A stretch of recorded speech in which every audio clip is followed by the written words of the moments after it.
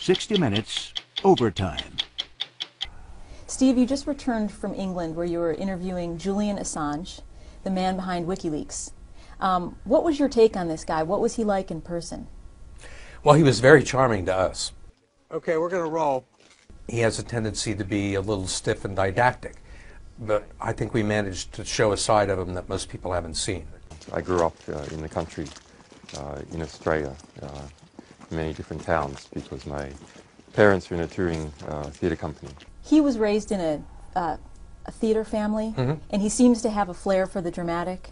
And I was wondering if you got that impression when you were with him. No. He seemed genuine. I think that's who he is. I don't think he's the evil genius that some people have portrayed him to be. He's very smart, brilliant about a lot of things. I think he is a bit of an odd duck. I think most people would find him slightly eccentric, but there is this nice, neat little stereotype of him that's been formed by the media that is a bit misleading, I think. Which is what? That he's paranoid, that he's prone to making grandiose statements, that he's crafted his own image. Some of that may be true to certain degrees, but I don't think that he's, a fraud, and it has sort of overpowered some of the things that he has to say. Steve's interview with Assange took place at the English country estate where he's under house arrest as he fights extradition to Sweden. 60 Minutes producers Howard Rosenberg and Tanya Simon set up that interview. I'm curious the whole dance that took place before the interview between 60 Minutes and Julian Assange. It took months, and they were really hard to reach. They don't have a fixed office, they don't have a fixed address. So in the beginning we talked to his assistants on cell phones. Then they stopped using cell phones, so they would only talk via Skype or by text. So the hardest part of the dance was almost just finding them so we could dance. Did you actually talk to Julian? We talked to him after about 2 months, right before we were supposed to go. And it was a tough conversation. So he at first wanted some kind of written assurance that we would not ask him questions about the rape case in Sweden. And we said we couldn't do that. And he, I think as part of that agreement, wanted some sort of acknowledgement of how much time we would spend talking about that case. And we said we can give you all the verbal assurances in the world. We're not focusing on that case. But we said we have to ask you a question or two about it. It's the elephant in the room. Why are you in this mansion? Why are you under house arrest? In the end, he talked about everything, and that was part of us doing the story. There were no ground rules. You spent hours with him. It seemed like a very long interview. We spent about 6 hours with him interviewing. That's a long time to right. to talk with the to cameras someone. rolling. Yeah. And it's a long time to have sort of a intellectual sparring. It did seem like a sparring match at times between the two of you. Yeah, I thought he did a very good job of defending his arguments, quite honestly. There were nice moments, though, when you did turn the tables on him. It's completely outrageous. It is the worst form of censorship we have seen by the United States since the 1950s, since the McCarthy era. Are you surprised? I am surprised, actually. But you are screwing with the forces of nature. You have made some of the most powerful people in the world your enemies. Each day, Assange is required to check in with local police, a requirement of his house arrest. It was interesting to see just how he functions under house arrest. They're very aware of what time it is he has to leave for the police station every afternoon to go check in, and so they have to leave by 4:15 at the very latest. And on the first day we were interviewing him, we stopped rolling right at 4:15. We're going to have to stop there. You have to go check in to Beckles or Beckley. He just gets sort of lost in thought, and he and Steve were talking, and then the cameras stopped rolling, and his assistant told him he had to go, and then he kept on talking, and he just wouldn't stop, and finally she had to walk up to him and literally drag him out of his chair, and she was very stern and said, "Julian, we have to go. It's not, you can't get there at 5-ish, you have to get there by 5. So, they're very, very conscious of time. Stop people talking about it. That's an economic signal. Do you have your mic on? It's also very effective. Yeah. Thank you. See you tomorrow. We'll see you tomorrow. All right. Bye. Thanks, Julian. Steve, you're a veteran journalist. Do you consider Julian Assange a journalist? I do after talking to him. I consider him a journalist, and I definitely consider him a publisher, which is the important thing. I mean, if he's not a publisher, then people at 60 Minutes Online or the New York Times Online aren't publishers either. I mean, he operates an internet site, and he publishes material. Whatever his title, the founder of WikiLeaks isn't exactly fond of cameras. He was really uncomfortable with us shooting any B-roll of him or of his team working. This way? Okay. So finally we asked him if we could just get a little B-roll of him working at a computer himself. And surprisingly he said no.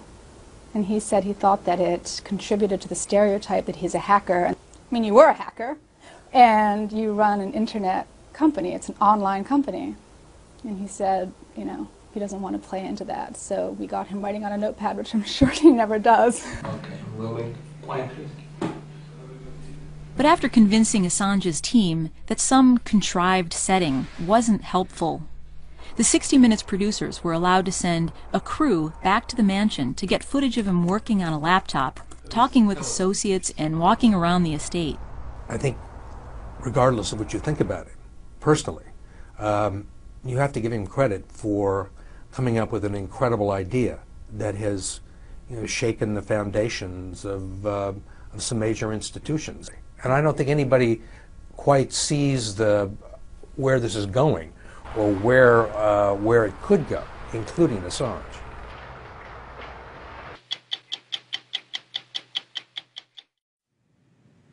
Just a few months ago, most people had never heard of a website called WikiLeaks or of its mysterious and eccentric founder, Julian Assange. But in that short period of time, both have managed to rattle the worlds of journalism, diplomacy, and national security.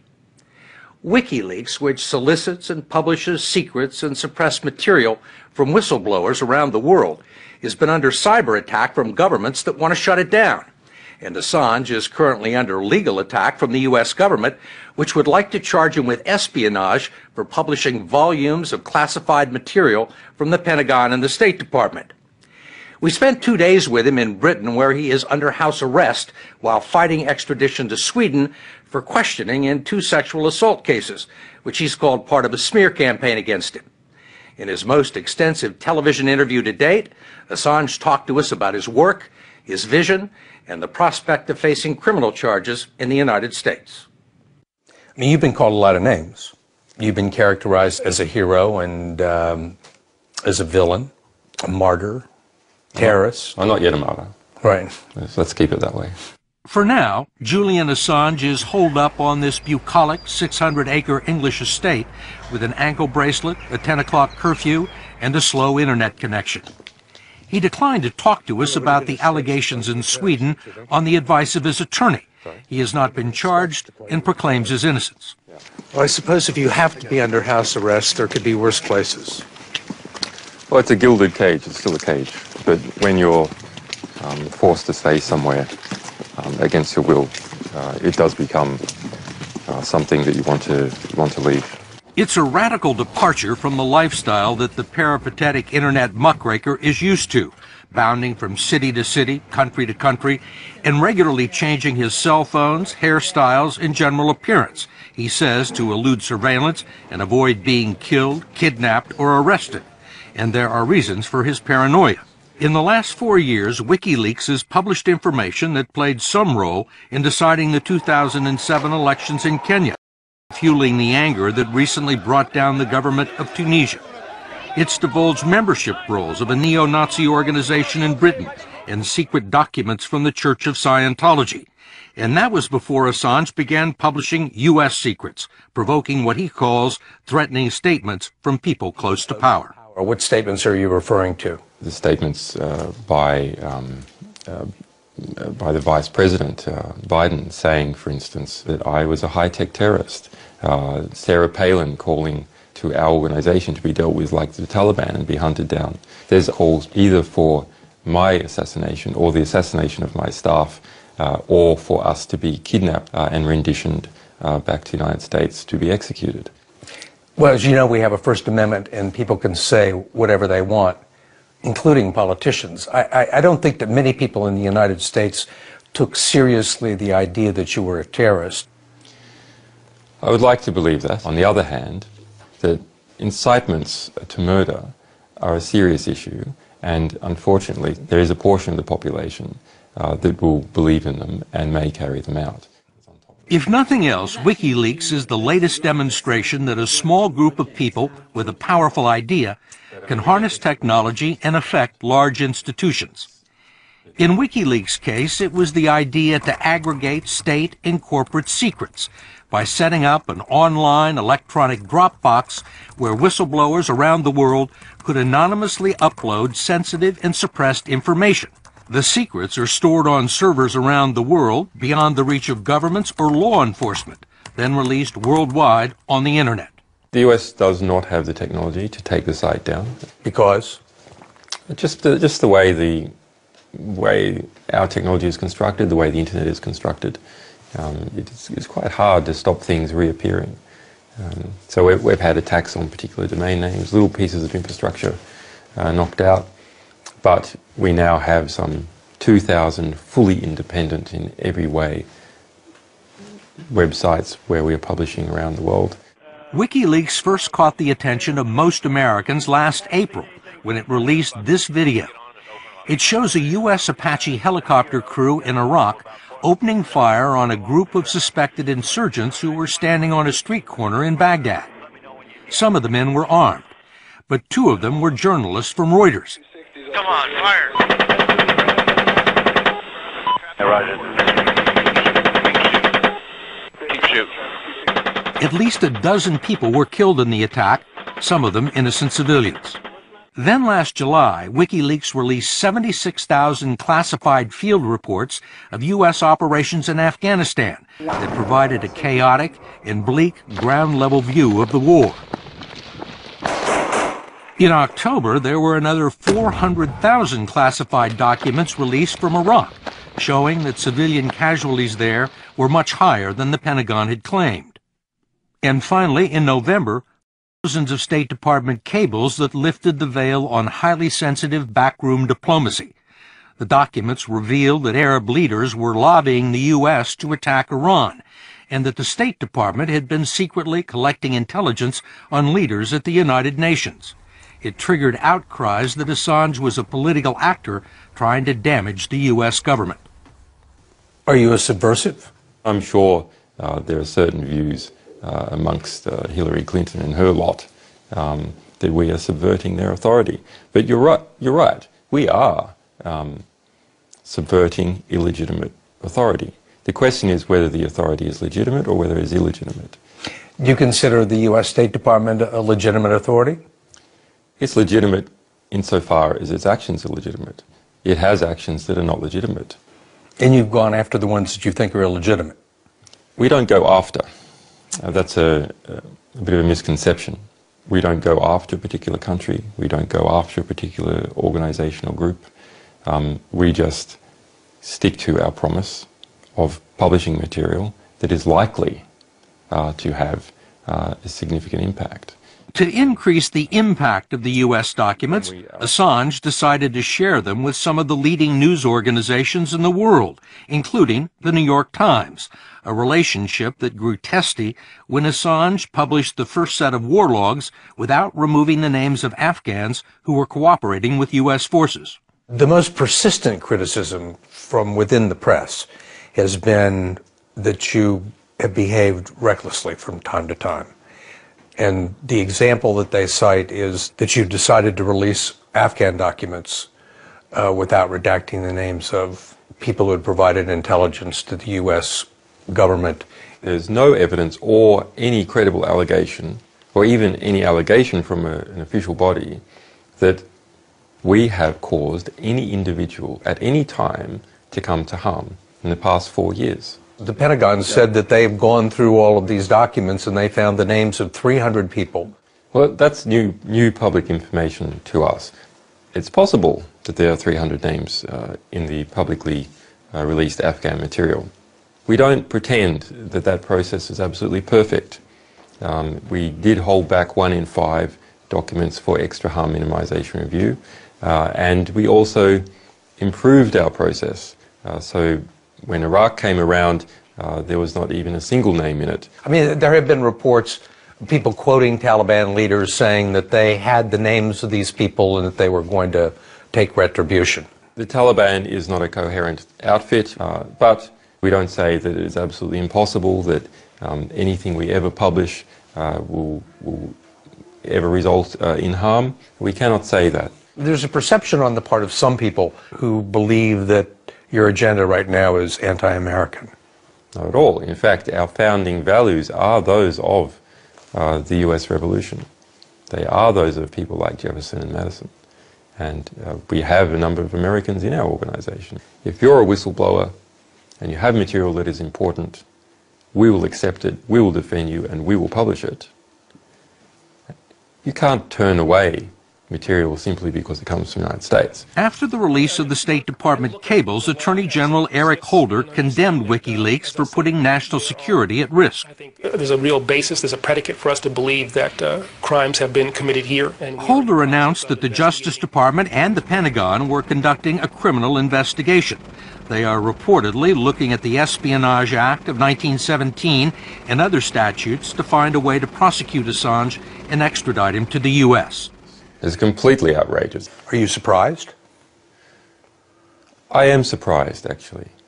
But you are screwing with the forces of nature. You have made some of the most powerful people in the world your enemies. You had to expect that they might retaliate. Oh, no, I fully expected they retaliate. You gathered, you stored all sorts of classified cables and documents and then released them to the world on the internet. They see that as a threat. And they want to... Well, they see it as highly embarrassing. I think what it's really about is keeping the illusion of control. I'm not surprised about that. I am surprised at how the sort of flagrant disregard for US traditions. That is what I'm surprised about. You're shocked. Someone in the Australian government said that, look, if you play outside the rules, you can't expect to be protected by the rules, and you played outside the rules. Oh, you've played outside the United States' rules. No, we've actually played inside the rules. We didn't go out to get the material. We operated just like any US publisher operates. We didn't play outside the rules, we play inside the rules. There's a special set of rules in the United States for disclosing classified information. There is. There's long-standing. There's a special set of rules for soldiers, for members of the State Department who are disclosing classified information. There's not a special set of rules for publishers who disclose classified information. There is the First Amendment. It covers the case. And there's been no precedent that I'm aware of in the past 50 years of prosecuting a publisher for espionage. It is just not done. Those are the rules. You do not do it. No one has accused Assange of stealing secrets. The Apache video and the classified documents were allegedly provided to WikiLeaks by Private First Class Bradley Manning, a low-level intelligence analyst in Iraq who is accused of copying them from a classified government network that 500,000 people have access to. Manning is now in solitary confinement at a military prison in Virginia, facing charges that could put him away for 50 years. You've called him a prisoner of conscience, correct? I've said that if the allegations against him are true, then he is the foremost prisoner of conscience in the United States. There's no allegation it was done for money. There's no allegation it's done for any other reasons than a political reason. Now, I'm sorry if people in the United States don't want to believe that they are keeping a political prisoner. But in Bradley Manning's case, the allegations are that he engaged in an illegal activity for political motivations. People in the United States think he's a traitor. That's clearly not true. Regardless of what happens to Private Manning, any prosecution of Assange will be fraught with problems because WikiLeaks wasn't alone in publishing the classified material. The New York Times also published some of it. If the government were to try and prosecute WikiLeaks and not the Times, it would likely need to prove that Assange was actively involved in a conspiracy to illegally obtain the documents. Did you encourage anyone to leak this material to you, or have you done anything in connection with the U.S. cases in terms of encouraging an individual to provide you with material? No, never. There are people that believe that it has everything to do with the next threat, that if they don't come after you now, that what they have done is essentially endorsed a small, powerful organization with access to very powerful information, releasing it outside their control. And if they let you get away with it, then they are encouraging... They will have to have freedom of the press. Then they will encourage that it's encouragement to you or to some other organization. And to every other publisher. Absolutely correct. It will be encouragement to every other publisher to publish fearlessly. That's what it will encourage. To publish information much more dangerous than this information. If we're talking about creating threats to small publishers to stop them publishing, the US has lost its way. It has abrogated its founding traditions. It has thrown the First Amendment in the bin because publishers must be free to publish. When we come back, Julian Assange talks about his background, his political beliefs, and some of the things he says are stored in the WikiLeaks computer, including potentially damaging information about American banks. Julian Assange is not your average journalist or publisher, and some have argued that he's not really a journalist at all. He is an anti-establishment ideologue with conspiratorial views. He believes large government institutions use secrecy to suppress the truth, and he distrusts the mainstream media for playing along. Some people have called him an anarchist, which he denies. Assange prefers to be called a libertarian and believes that the only people who can adequately police the system are those on the inside, who are in a position to notice the abuse and blow the whistle. While most reporters pride themselves in gathering information and interpreting it for a larger audience, the WikiLeaks model is different.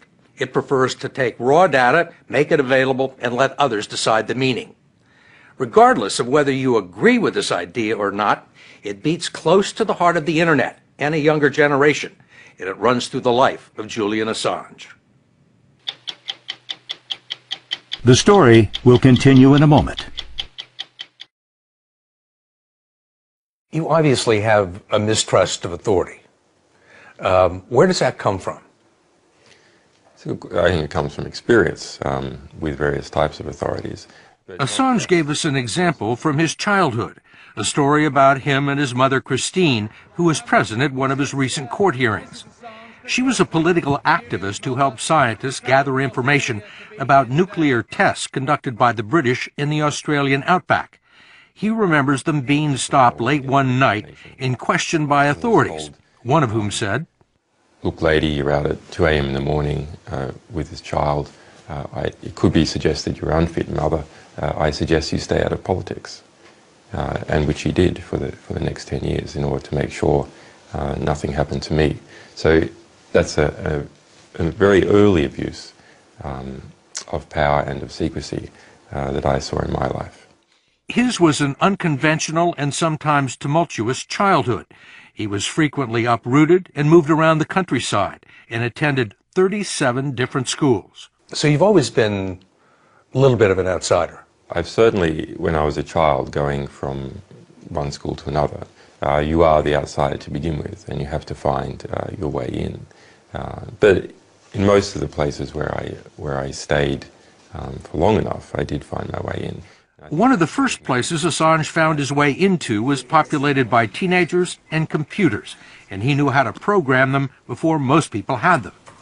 You got involved with computers pretty early, with hacking. Well, I first became involved with computers when I was 13 or so, and I was unusually adept. I saw a sort of intellectual opportunity, understanding how to program and understanding how these complex machines work. And that was part of a social culture in cracking codes to prove that you could do it. It's very actually normal and healthy amongst young men. You see it in skateboarders that are competing to show that they are capable in learning the best tricks. And your tricks were like breaking into computers at the Department of Defense and Los Alamos National Laboratory, NASA, Nortel, some Canadian banks. All that happened. At age 20, Assange was arrested by the Australian Federal Police and eventually pled guilty to multiple counts of computer hacking. He managed to get off with no jail time because the judge concluded that he hadn't stolen any information or done any damage. Is that still one of your primary skills? Not really. Unfortunately, I've been sort of, promoted up into management, so I don't get to do that so much. But I know the terrain, which means I know what is possible. For example, Bill Gates could program, but he certainly doesn't program anymore. But he knows what is possible for other people to do. Except that Assange is not Bill Gates and WikiLeaks is not Microsoft. The shoestring operation that created all the havoc has no permanent offices and is headquartered wherever Assange happens to be. WikiLeaks is a small non-profit organization with a handful of employees, a secret cadre of international programmers, and a legion of worldwide volunteers. Its finances are administered by the Val Holland Foundation, based in Berlin and named after a famous hacker. According to its ledgers, WikiLeaks took in $1.3 million last year in donations, with expenses of about $500,000. For somebody who abhors secrets, you run a pretty secret organization. That's not true. What we want is transparent government, not transparent people. We are an organization who, one of our primary goals is to keep certain things secret, to keep the identities of sources secret. Secrecy is an inherent part of our operation. The State Department would make the same argument. They have doing very sensitive work, that they're trying to make peace and negotiate situations around the world very delicately. It's important that they do this in secrecy. What's the difference? And we don't say that the State Department should have no secrets. That's not what we say. Rather, we say that if there are people in the State Department who say that there is some abuse going on, and there's not a proper mechanism for internal accountability and external accountability, they must have a conduit to get that out to the public. And we are the conduit. Given all the attention that Assange has received, we were curious how it is being perceived in the United States. He told us he hasn't had the time to give it much thought. Do you want me to give you my characterization of what I think people think? Sure. Mysterious, little weird, occult-like figure, little paranoid. Well, you're repeating all the ad hominem attacks by our critics. My role when I do something like speak about that we have discovered the deaths of 109,000 individual people in Iraq, 15,000 civilian casualties never before reported anywhere. That's a very serious role. That is not a role where I can engage in humour. So I'm not used to performing under the spotlight, and I'm learning this as time is going by. You have shown a fair amount of contempt for the mainstream press over the years. Why did you decide to, as you used the word, partner with them in some of these most recent releases? We're a small organisation. We're in a position, say, with Cablegate, where we have 3,000 volumes of material that are very important to get out to the public in a responsible manner, that have the potential for great change. For example, this recent revolution in Tunisia. It is logistically impossible. So instead, our organisation delegates its excess source material to other journalists who will have more impact and who will do a better job. There is an element of the press, most of the mainstream press, nobody wants to see you prosecuted because it could affect the way that they do their business. But there's also a feeling within the community that you're not one of them, that you play a different game. We do play a different game, and I hope we're a new way. The point that they're making, I think, is that you're not you're a publisher, but you're also an activist. We're a particular type of activist. In the US context, there seems to be communist activists or something. So right, agitator. Somebody who's more interested in... It's a dirty word in the US. It's a dirty word. And people think that what you're trying to do is to sabotage the workings of government. No. We're not that type of activists. We are free press activists. It's not about saving the whales. It's about giving people the information they need to support whaling or not support whaling. Why? That is the raw ingredients that is needed to make a just and civil society. And without that, you're just sailing in the dark. There have been clear signs that Assange, under the threat of possible indictment by the Justice Department, has moderated some of his views. Before releasing the last 2 batches of classified documents, Assange and his lawyers contacted both the Pentagon and the State Department, offering to explore ways to minimize potential harm. In both cases, their offer was rebuffed. Assange acknowledged that his fundraising has been hurt by the decision of PayPal, MasterCard, Visa, and Bank of America to cease handling donations, but he dismissed reports that WikiLeaks is racked by internal dissension and mass defections. We're talking about Daniel Domscheit-Berg, who was a German spokesperson, had a limited role in the organization. We had to suspend him some 5 months ago. He describes you as being authoritarian, secretive, punitive. I'm the boss that suspended him. That's correct. You don't care to elaborate? I think I just did. You said you had this package of very damaging documents that is sort of a poison pill that's going to be released if anything bad happens to you. No, that's not at all true. That's some kind of media hype. What we do have is a system whereby we distribute encrypted backups of things we have yet to publish. There are backups distributed amongst many, many people, 100,000 people, and that all we need to do is give them an encrypted key, and they will be able to continue on. This wasn't intended to be a blackmail threat? Not at all. What would trigger that encryption code being Anything released? that prevented us from our ability to publish. So not just for a second, but prevented us significantly from being able to publish. Your imprisonment, for example?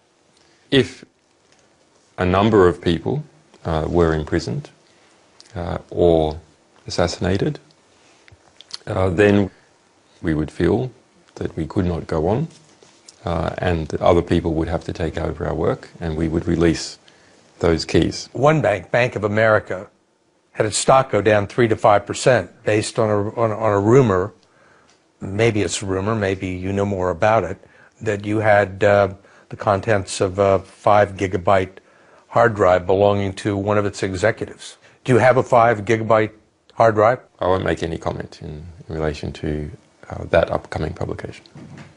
You're certainly not denying it. Well, we're not, you know, there'd be a process of elimination if we denied some and admitted others. So it might not be Bank of America, and you're just going to let them squirm until you get ready to... I think it's great to have all these banks squirming, thinking maybe it's them. You seem to enjoy stirring things up. Well, when you see abusive organizations suffer the consequences as a result of their abuse, and you see victims elevated, yes, that's a very pleasurable activity to be involved in. I mean, you see yourself as a check on the power of the United States and other big countries in the world, and in the process of doing that, you have now become powerful yourself. Who is the check on you? It is our sources who choose to provide us with information or not, depending on how they see our actions. It is our donors who choose to give us money or not. This organization cannot survive for more than a few months without the ongoing support of the public. Until you were placed under house arrest, you moved around a lot. You've led a very nomadic lifestyle, moving around from city to city, country to country. Why? I think this is something that Australians do. There is a cultural and genetic love for travel, a sort of restlessness that is in many Australians, and I have that. You're not doing it because you're afraid of your own for your own safety.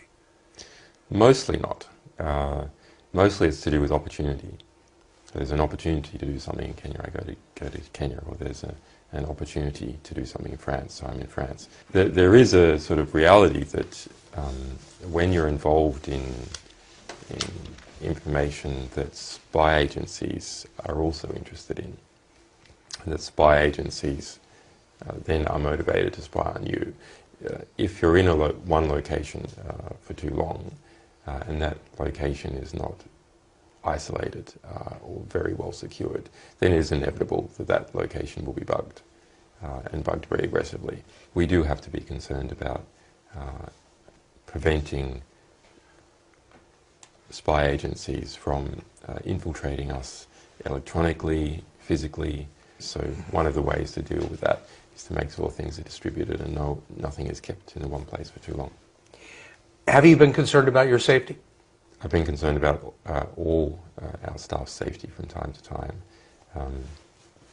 In Kenya, in 2007, there was a raid on my compound by 6 armed men that seemed to have something to do with the developing election in Kenya. We had 2 human rights lawyers who were associated with my work were assassinated in broad daylight. We've had many death threats by senior and very influential people in the United States, such as Sarah Palin calling for me to be hunted down like the Taliban, calls to have alleged sources executed, calls to have car bomb put in my car.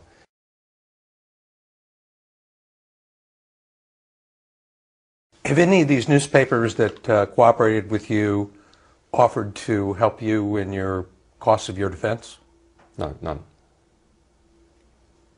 Do you expect them to if you're indicted? That's a possibility for a couple. That's highly unlikely for the New York Times. Not getting along with the Times too well.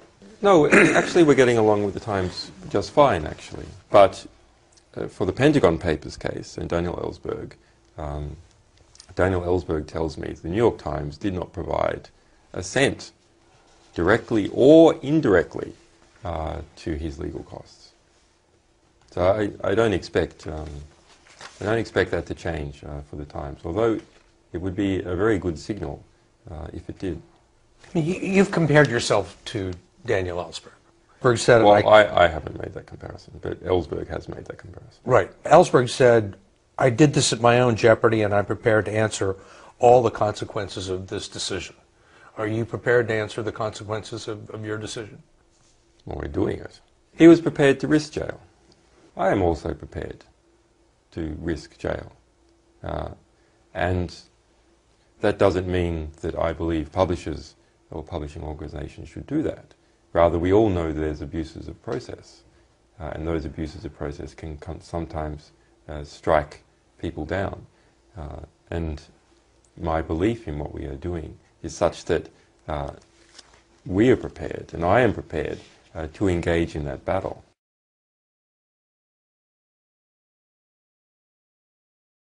You seem to believe that this is outrageous. It is outrageous. It's completely outrageous. It is the worst form of censorship we have seen by the United States since the 1950s, since the McCarthy era. Are you surprised? I am surprised, actually. But you are screwing with the forces of nature. You have made some of the most powerful people in the world your enemies. You had to expect that they might retaliate. Oh, no, I fully expected they retaliate. But in kind. Yeah. I mean, look, you gathered, you stored all sorts of classified cables and documents and then released them to the world on the internet. They see that as a threat. And they want to... Well, they see it as highly embarrassing. I think what it's really about is keeping the illusion of control. I'm not surprised about that. I'm surprised at how the sort of flagrant disregard for US traditions. That is what I'm surprised about. You're shocked. Someone in the Australian government said that, look, if you play outside the rules, you can't expect to be protected by the rules, and you played outside the rules. Oh, You've played outside the United States' rules. No, we've actually played inside the rules. We didn't go out to get the material. We operated just like any US publisher operates. We didn't play outside the rules, we play inside the rules. There's a special set of rules in the United States for disclosing classified information. There is. There's a special, long-standing. There's a special set of rules for soldiers, for members of the State Department who are disclosing classified information. There's not a special set of rules for publishers who disclose classified information. There is the First Amendment. It covers the case. And there's been no precedent that I'm aware of in the past 50 years of prosecuting a publisher for espionage. It is just not done. Those are the rules. You do not do it.